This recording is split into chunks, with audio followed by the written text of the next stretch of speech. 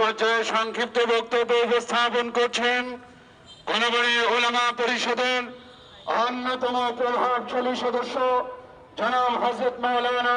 আমরা দেখতে পাচ্ছি যুদ্ধের তামারা বেঁচে গেছে, কথা বলেন ঠিক কিনা? আমরা কোনাবাড়ি বসবাস করি। কোনাবাড়ি ওলামা পরিষদের সভাপতি সহ যত ওলামা একরাম রয়েছেন, তেনাদেরকে আমরা আশ্বস্ত করতে চাই, আপনারা সামনের দিকে অগ্রসর হন। এই দেশে যারা নেতৃত্ব দিচ্ছেন তাদের প্রতি চাপ প্রয়োগ করা হলো, দেশের বর্ডার গুলো খুলে দিতে হবে। আমরা মরব তো ফিলিস্তিনি মুসলমান ভাইদের সাথেই মরতে চাই। আর একটা মেসেজ হলো, পৃথিবীর কোথায় কি হোক এটা আমি দেখতে চাই না। আমি কোনাবাড়িতে বসবাস করি।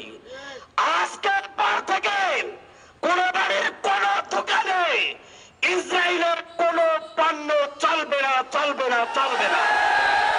সকলে হাত জাগিয়ে দেখাইতে হবে।